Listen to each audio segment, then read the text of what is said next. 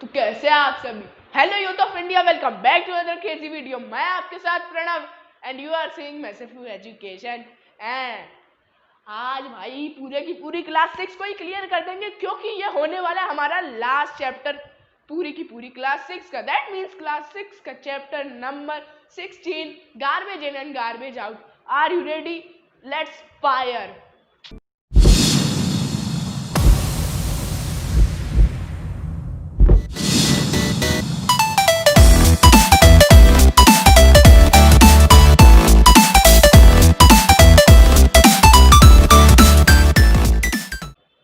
अकेला ऐसा चैप्टर है that try to show that useless to useless thing is also useful।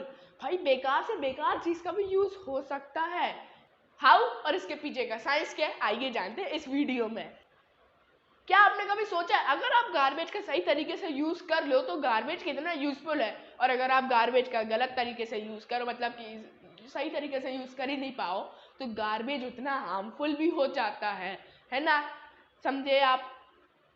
कर ली इधर उधर की बातें, वापस से आ जाए पॉइंट में। भाई चैप्टर को बहुत इजी बना दिया है, आसानी होगी समझने में, समझ लो, है ना। वरना ट्यूशन तो तुम्हें वैसे ही जाना पड़ेगा और पिटाई भी खाओगे वहाँ पे उल्टी। ओके, तो भाई अब देखो हमने इसको इजी बना दिया, पार्टीशन कर दिए। पहले अपन बात करेंगे गार्बेज के बारे में, फिर बाद में बात करेंगे मैनेजमेंट ऑफ गार्बेज के बारे में, फिर बाद में बात करेंगे वर्मी कंपोस्ट के बारे में, फिर बाद में बात करेंगे अपन रिसाइकलिंग के बारे में, है ना। पहले अपन बात कर लेते हैं गार्बेज के बारे में, ठीक है। Garbage, what do you mean by garbage? Garbage को आप अपने नजरिए से क्या समझते हो? अच्छा मान के चलो कि आपके घर में शादी थी, है ना, किसी की शादी थी, है ना। अब वो किसकी थी वो तो मेरे को नहीं मालूम, वो आप ही जानते हो, है ना, ठीक है। उसी से रिलेटेड आपके पास कुछ फोटोज आई, उन फोटोज को आपको कलेक्शन करना था, ठीक है। तो भाई देखो कुछ फोटोज ऐसी थी जो आपके पास पहले से ही फोन में एग्जिस्ट करती थी, मतलब पहले से ही फोन में थी, तो क्या आप उसको रखना पसंद करोगे? क्यों? क्योंकि भाई मेरी एमबी में फोटोज का डेटा जो स्टोर होगा वो एमबी में खाएगा मेरे को क्यों चाहिए वो, मैं उसको हटा दूंगा, है ना। तो ये यहाँ पे क्या था, ये फोटो जो थी वो आपके लिए गार्बेज थी। गार्बेज इज यूजलेस, हमारे लिए कोई काम का नहीं है गार्बेज। मतलब कि देखो ये जो गार्बेज था, अभी ये फोटो आपकी गार्बेज थी। चलो एक और एग्जांपल ले लेते हैं। आपकी मम्मी ने, आपने कहा कि मम्मी खाना बना दो, मम्मी किचन में गई और मम्मी ने फ्रिज से निकाला आलू, प्याज, टमाटर, धनिया, मिर्ची जो जो निकाली थी, और मम्मी ने चालू कर दिया बनाना। अब कुछ कुछ ऐसी चीजें होंगी जो वेजिटेबल्स में नहीं चाहिए होती है ना। तो अपन ने कुछ मान के चलो कि टमाटर का ऊपर का ये जो था तो उसे हटा दिया, कुछ हटा दिया, है ना। तो ये सब क्या हो गया, ये सब वेस्ट हो गया। इसे मम्मी ने, आपकी मम्मी ने डस्टबिन में फेंक दिया। तो वो क्या था, क्या आप उसे खाते? क्यों? क्योंकि वो आपकी जरूरत की चीज है ही नहीं, तो आप उसे क्यों खाते बताओ? तो भाई जब उसे रखने का मतलब ही नहीं है तो आप उसे क्यों रखते? क्यों रखते आप बताओ? उसे आप रखते ही नहीं, है ना। पर कभी कभार क्या होता है, garbage also became gold, garbage भी कभी कभार सोना बन जाता है। कैसे, है ना। और फिर बाद में इसके आगे क्या होता है, अभी आपको आगे पता चल जाएगा। इसके आगे क्या होता है, मतलब भाई जो गार्बेज है, गार्बेज के बारे में पता तो चला, पर गार्बेज जो था, गार्बेज के आगे उसको कहाँ पर डाला जाता है, क्या होता है गार्बेज के साथ, वो सब आपको अभी आगे पता चलेगा। अभी तरह समझ में आया? आओ गार्बेज की डेफिनेशन में भी नजर डाल ही लेते हैं। Garbage is an item or material that is discarded by human after using material और item, मतलब भाई देखो गार्बेज एक आइटम और मटेरियल है जो डिस्कार्डेड किया जाता है ह्यूमन के थ्रू, है ना।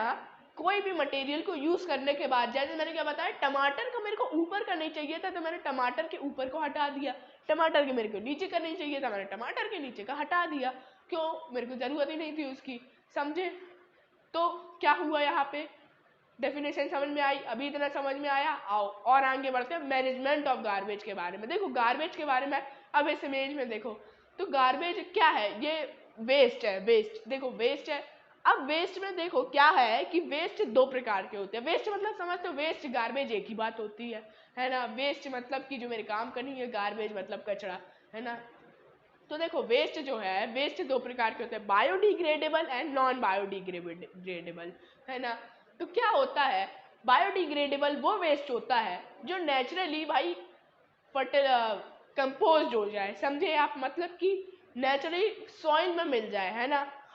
प्लास्टिक है, प्लास्टिक को 20,000 ईयर लगते हैं, अप्रोक्सीमेट कम से कम इतने ही लगते हैं, 20,000 ईयर या फिर उसके कुछ आसपास के ईयर लगते हैं उसको कंपोज होने में, समझे आप, मतलब कि भाई वो बहुत टाइम लगाता है और वो नेचुरली एक्सपोज नहीं होता है, उसमें कुछ केमिकल लोचा होता होगा, उसकी वजह से वो कंपोज होता होगा, है ना, समझे आप।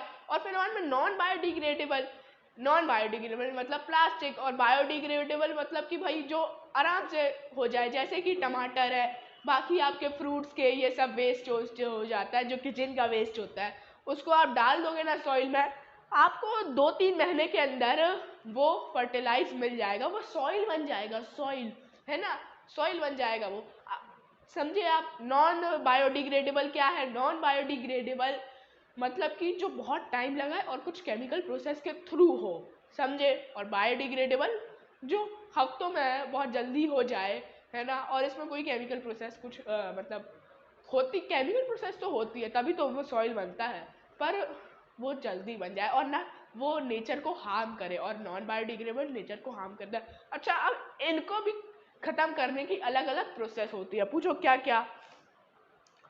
पहले कंपोस्ट, अब देखो मैं कंपोस्ट करता था, अभी कंपोस्ट का मतलब आप समझो, ठीक है, अच्छी बात है अगर आपको समझ में आ गया हो तो, है ना, वरना मैं समझा ही दे रहा, क्या जा रहा है, फोकट का ज्ञान मिल रहा है क्यों।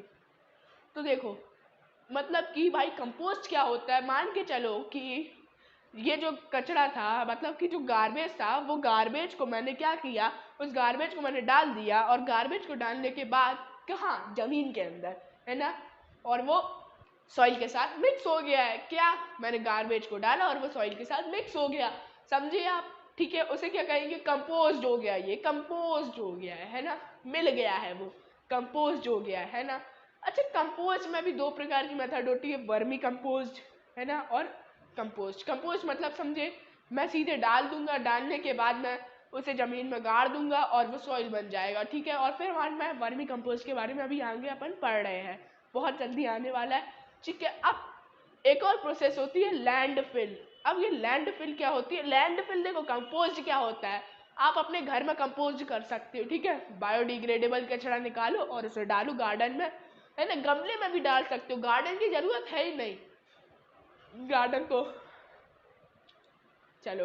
तो ये जो क्या होता है, ये एक ऑर्गेनिक फर्टिलाइजर की तरह काम करता है, कंपोस्ट प्रोसेस, है ना, कंपोस्ट प्रोसेस ऑर्गेनिक फर्टिलाइजर की तरह काम करता है, उसमें कोई केमिकल नहीं लगता, है ना। और इसी का बड़ा रूप होता है लैंडफिल। लैंडफिल में क्या होता है, बहुत बड़ी मात्रा में कपड़े अपड़े बाकी सब कुछ, है ना, बहुत बड़ी मात्रा में क्या होते हैं, डालते हैं जेसीबी से, ये मशीन्स होती है जो, है ना, इन मशीनों से डाला जाता है। तो ये जो जेसीबी मशीन्स होती हैं, ये डालती है, अब 20 ईयर तक, कितने 20 ईयर तक उस जमीन में कुछ नहीं बन सकता, है ना, वो जमीन खाली पड़ी रहेगी, समझे आप, वो जमीन खाली पड़ी रहेगी, उसमें कुछ नहीं बन सकता है, ओके, समझ में आया। आ आ आ और आगे बढ़ते हैं। अब बात करते हैं भाई वर्मी कंपोस्ट के बारे में। अब ये वर्मी कंपोस्ट होता क्या है, देखो, कंपोस्ट एक सिंपल प्रोसेस होती है, क्या, कंपोस्ट एक सिंपल प्रोसेस होती है, कोई भी ऑर्गेनिक चीज, मतलब कि बायोडिग्रेडेबल चीज को कोई सॉइल बनाने में कंपोस्ट, अब इसका थोड़ा और बड़ा रूप होता है वर्मी कंपोस्ट, है ना। लैंडफिल बहुत बड़ी चीज हो गई, है ना, लैंडफिल भारी मात्रा में बड़ी क्वांटिटी में किया जाता है, ये होती है वर्मी कंपोस्ट। अब ये भी सब कुछ ऐसी ही रहती है, सेम रहती है, पर इसमें अपन रेड वॉर्म्स छोड़ देते हैं। देखो रेड वॉर्म्स क्या होते हैं, रेड वॉर्म्स ना वेस्ट खाते हैं और उसे सॉइल बना देते हैं, वो, है ना, वेस्ट खाते हैं और उसे सॉइल बना देते हैं, तो उससे क्या होता है, जो काम 6 महीने में हो रहा था वो 1 महीने में हो जाता है, क्या, 6 गुना तेजी से हो गया, जो काम 6 महीने में हो रहा था वो 1 महीने में हो जाता है, और अच्छे तरीके से, और फर्टिलाइजर की अच्छे के तरीके से हो जाता है, इसे कहते हैं वर्मी कंपोस्ट में। कंपोस्ट में क्या था, कंपोस्ट में सिंपल डाल देते हैं, राम भरोसे, है ना, होता रहता है। पर इसमें क्या होता है, ये रेड वॉर्म्स ना इसको 6 गुना तेजी से, मतलब 6 टाइम फास्टर, और क्या, और बहुत अच्छे तरीके से, ठीक है ना, बहुत अच्छे तरीके से वो बहुत यूजफुल हो जाता है फिर अपने लिए। उसे क्या कहते हैं, वर्मी कंपोस्ट। और आगे बढ़ते हैं, देखो बायोडिग्रेडेबल के क्या थे, लैंडफिल हो गई है ना, कंपोस्ट हो गया, वर्मी कंपोस्ट हो गया। पर अब जो नॉन बायोडिग्रेडेबल मटेरियल होता है उसको भी तो अपन को लगे लगाना है ना, उसको भी अपन को कहीं लगाना है, ठीक है। तो उसे लगाने के लिए अपन क्या करेंगे, अपन यूज करते हैं रिसाइकलिंग मेथड। रिसाइकलिंग में 2 चीज मेनली रिसाइकल होती है, पेपर और प्लास्टिक। देखो प्लास्टिक का जितना कम यूज कर सको उतना कम यूज करो, समझे ना। प्लास्टिक क्योंकि आज के टाइम पे बहुत बड़ी चीज है, ये 20,000 साल लगा लेती है। क्या, plastic mainly thousands of year लगा लेती है, और ये नेचुरल, मतलब कि जो नेचर रहता है उसके लिए बहुत हार्मफुल भी रहती है, और 20,000 ईयर लगा लेती है कंपोज होने के लिए। जितना कम यूज कर सकते हो उतना कम यूज करो, ओके। और पेपर, देखो तो ये जो होता है प्लास्टिक रिसाइकिल होता है ना, प्लास्टिक रिसाइकिल होता है। तो प्लास्टिक से रिसाइकिल होके बार बार अपन कोई भी शेप बना लेते हैं प्लास्टिक से, जब प्लास्टिक रिसाइकिल होता है ना।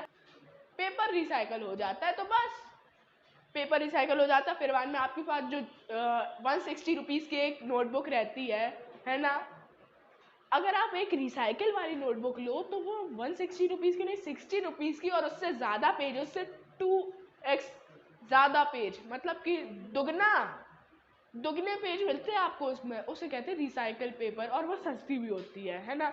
जितना यूज़ कर सको रफ वर्क के लिए उसी को यूज़ किया करो, स्टेशनरी में आपको मिल जाएंगी, है ना। तो यहीं पे आपका चैप्टर हो जाता है खत्म। अरे चैप्टर क्या, पूरी की पूरी क्लास 6 खत्म हो जाती है। हाँ, और अब चिंता मत करना, ये तो सिर्फ ट्रेलर था, पिक्चर अभी बाकी है, समझे ना।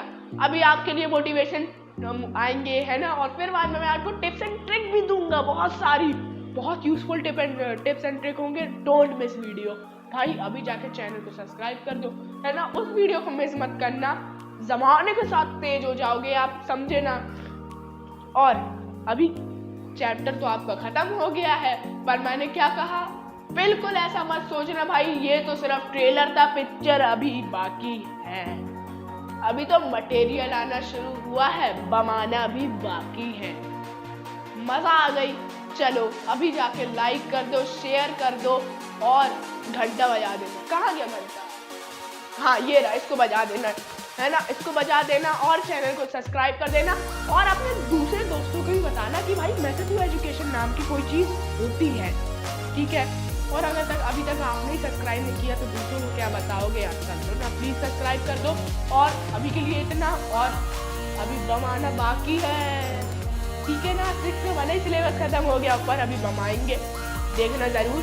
तब तक के लिए बाय, मैं आपके साथ प्रणव, जय हिंद, वंदे मातरम।